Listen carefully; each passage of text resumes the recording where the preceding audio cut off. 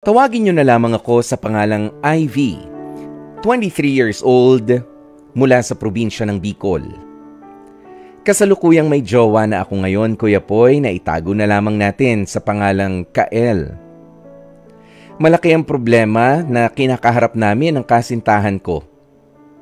Ang totoo po kasi niyan, buntis ako.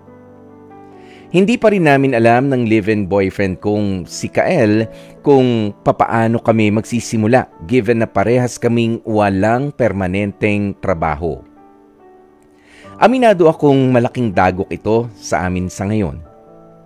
Pero kahit papaano ay nakakaraos pa rin kami sa pagsa-sideline ni Kael sa tulong na rin ng kanyang kuya. Habang ako naman, kahit na nagdadalang tao nga, ay kinuha ko na rin ang pagbabantay naman sa isang milk tea shop.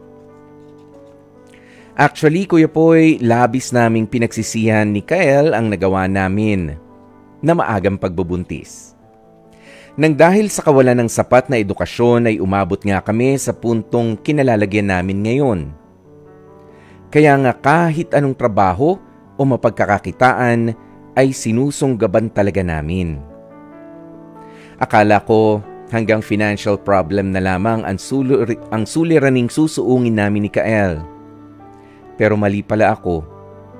Dahil doon ko lang din nadiskubre na sobra palang seloso sa mga katrabaho ko sa milk tea shop ang boyfriend kong si Kael. Mantakin mo ba naman, Kuya Poy? Kahit nabuntis na nga ako ay hindi pa rin kumpiyansa si Kael at akala niya ay gagawa pa ako ng kalokohan. To be honest, wala nga akong history ng panloloko sa kanya sa tagal ng pagsasama naming dalawa.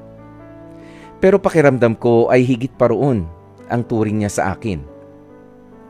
Sa tindi ng selos ng live-in boyfriend ko ay nagagawa niya akong sabunutan at sigaw-sigawan. Kahit na nasaktan ako at halos yurakan ang pagkatao ko, ni minsan ay hindi sumagi sa isipan ko na hiwalayan siya. Alam kong totoo ang nararamdaman kong pagmamahal para kay Kael, kaya hinahayaan ko na lamang at pinalalampas sa mga ito. Yung tipong kahit na masakit, pisikal man o emosyonal, ay patuloy ko na lamang na tinatanggap at sinasalag. Mayroon pang ang pagkakataon na nang dahil sa trabaho ay nagawa niya talaga akong sampalin. Pero tama naman ang dahilan ko sa kanya. Nagawa ko kasi mag-overtime sa shop para mapagtuunan ng pansin ang mga kailangang trabaho sa negosyo. Akala ko makakayanan ko pa ang pangyayaring yon, Kuya Poy. Pero katulad ng iba, totoo nga na may limitasyon din tayong lahat. Nagawa kong mag-alsabalutan after mangyari ang insidenteng yon. Umuwi ako sa amin, sa bahay ng aking mga magulang, at simula noon ay hindi na ako nakontak pa o sumubok na kumontak sa kahit kaninong taong konektado kay Kael. Siguro dahil sa tindi ng tromang yon kaya umabot sa punto na ganun na nga ang pinili kong desisyon, ang iwanan na lamang siya. Sa awa ng Diyos, Kuya Poy, maayos at malusog kong nailuwal ang bata sa sinapupunan ko. Laking pasasalamat ko dahil after ng very traumatic experience na yon, ay masasabi kong nalagay na rin sa mas tahimik ang buhay ko. Pero kahit tuluyan na akong nakabangon, ay hindi ko makakalimutan ang inabot kong sa nooy lalaking minahal ko ng totoo at todo-todo na si Kael. Malabo man pero gusto ko lang din sabihin sa inyo kung bakit ko naisipang sumulat sa programang H2H. Ito ay para magbigay paalaala sa mga kababaihang umiibig ng bulag sa kanilang mga boyfriend, asawa o kinakasama. Nawa ay wag nating hayaang tumanggap lang tayo ng pang-aalipusta, pananakit pambabastos at kawalan ng respeto sa atin ng mga lalaking papasok sa ating buhay. Umaasa ako, Kuya Poy, na sana ay mabigyan niyo ito ng pagkakataong mapili at mabasa sa inyong programang Heart to Heart para kapulutan ng aral ng mga kapwa ko kababaihan. Maraming salamat. Lubos na gumagalang, Ivy. Especially for you. Si Ivy kasama ang kanyang live-in partner na si Kael. Ayan, na kung saan ay nagbago nga ng husto itong si Kael, naging mapanakit dahil siguro sa pressure na rin, sa frustrations, ano. Ayan, pero aminado nga dito si Ivy na kulang sila sa edukasyon kung bakit naging maaga ang kanilang pagbubuntis. Ayan, pinagsisisihan yung pangyayari pero hindi naman pinagsisisihan ang kanyang pagbubuntis. Inilaban naman. Ayan, pero ano ba masasabi natin dito sa kwentong ito? Alam nyo, para sa akin, merong mga kwento na pwede tayong magkomento, tulungan natin yung letter sender. Pero meron din mga kwento na katulad nitong ipinadala sa atin ni Ivy, ayan, para tayo ay bigyan ng awareness, lalong-lalo na nga yung grupo ng mga tao na napapaloob at nakaka-relate ng gusto dito sa kanyang karanasan sa kamay ng kanyang mapang-abusong live-in partner. Ayan, lalo na dito sa sinabi niya sa huli, wala naman siya sa ating tinatanong. Ayan, pero, di ba, let this serve as a reminder. Sabi niya, nawa, sana wag nang hayaang tumanggap lang tayo ng pang-aalipusta, pananakit, pambabastos at kawalan ng respeto sa atin ng mga lalaking papasok sa ating buhay.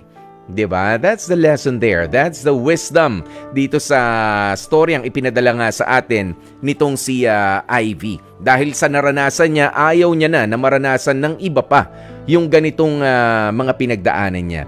Pero nakita nyo naman lalo na sa mga kababaihan, bago magsusuko ng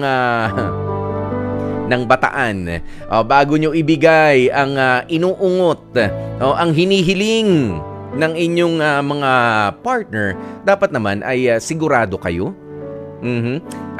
doon sa partner ninyo na hindi siya magiging mapanakit, hindi magbabago hanggat maaari yung ugali niya. Well, of course, talagang given na yan. Merong mga pagbabago sa mga pag-uugali natin, pero wag naman yung ganito na extreme na napagbubuhatan ka na ng kamay. At dahil nga hindi naman natin mapipili talaga ng perpektong-perpekto, ng sukat na sukat. To the last centimeter, to the last millimeter ang ugali ng isang tao. Darating talaga yung punto na magkakasira kayo. Kapag kayo na pagbubuhatan na ng kamay, mag-isip-isip na nga kayo. Tapos ang gagawin lang naman ng iba, sorry na, sampal kita kanina. Sorry na, nasapa kita kanina. Tinisod kita kanina. Binatukan kita kanina. Ay naku, hindi na pwedeng sorry yun. Tapos, kada magagalit na lang yung partner mo, papayag ka na sasaktan ka ng physical. At hindi lang yung pamimisikal. Okay lang yun yung pasa, yung magasgasan ka ng konti. Marami ang nagsasabi na mas okay pa yun kasi nakikita mo nag-heal. Pero yung emotional damage, yan, yung emotional pain na naidudulot nung ganitong klase, kahit nga yung iba hindi nga pinagbubuhatan ng kamay, pero napakabibigat naman ng mga salita na binibitiwan.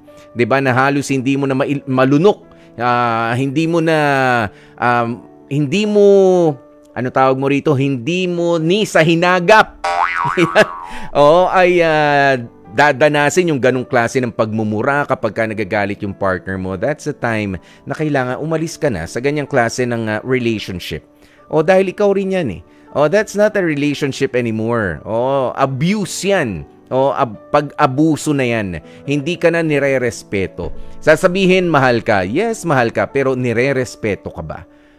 Alam nyo, minsan hindi naman puro pagmamahal lang ang sagot sa lahat mahal ka nga, pero nire-respeto ka pa ba bilang tao, bilang babae, or bilang lalaki, bilang partner? 'Di ba? Yun na lang bilang tao na lang. Oo, bilang tao na lang, kay babae ka, kay lalaki, o bilang tao, nirerespeto ka pa? Sabi, mahal ka? Teka lang. Oo, kapag hindi mo na nararamdaman yon, that's the time when you have to, get out sa ganyang klase ng relationship.